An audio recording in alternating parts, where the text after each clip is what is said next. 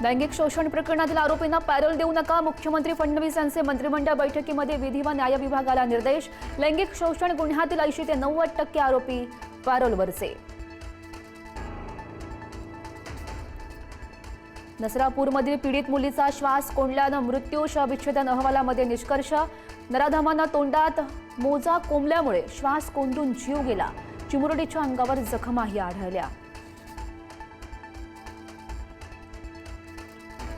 नसरापूर प्रकरणातील आरोपीला हाल करत संपवावं, राज ठाकरेंची संतप्त प्रतिक्रिया। अशा घटना घडल्यानंतरच सरकारला जाग येते, महाराष्ट्राचं लक्ष विचलित झालं, राज ठाकरेंचा सरकारवर निशाणा। नसरापूर घटनेबाबत खासदार सुप्रिया सुळेंनी घेतली मुख्यमंत्री फडणवीसांची भेट। आरोपीवर कठोर कारवाईचं मुख्यमंत्र्यांनी आश्वासन दिल्याची सुळेंची माहिती, तर शक्ती कायदा लागू करण्याची सुळेंची मागणी।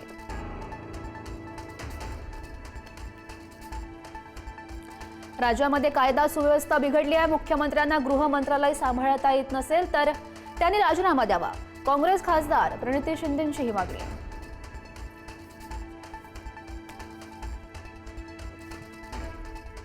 नसरापूर प्रकरणावर नराधम आरोपींच्या कुटुंबियांकडून संताप व्यक्त। जिथे अत्याचार तिथेच त्याला मारून टाका, आरोपी भीमराव कांबळेंच्या पत्नीची संतप्त प्रतिक्रिया। त्याला बाप म्हणून घ्यायची लाज वाटते, कांबळेंच्या मुलाचा संताप।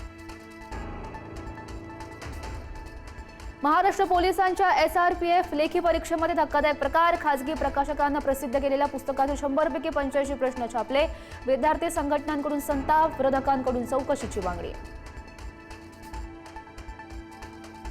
अघोरी पूजा करण्याच्या बहाण्यानं 13 वर्षीय अल्पवयीन मुलीवर बंधूकडून लैंगिक अत्याचार। पालघरच्या कासामधील धक्कादायक प्रकार, पीडितेच्या मोठ्या बहिणीला औषध देण्याच्या बहाण्यानं केला अत्याचार।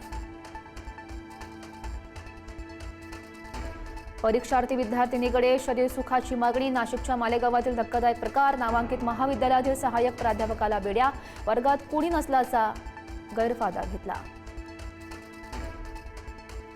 पश्चिम बंगालमधील भाजप सरकारच्या शपथविधीचा मुहूर्त ठरला। 9 मे रोजी भाजप सरकारचा शपथविधी। पश्चिम बंगालचा मुख्यमंत्री कोण होणार याची उत्सुकता शिगेला।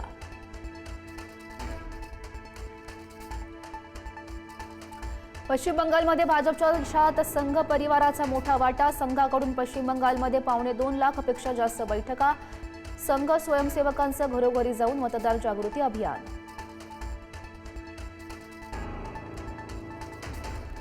मराठवाड्यात भूजल पातळी 7 मीटरच्या खाली, 17 तालुक्यांमध्ये पाण्याची पातळी खालावल्यानं मोठं संकट। शेती आणि पिण्याच्या पाण्यासाठी ही धोक्याची घंटा।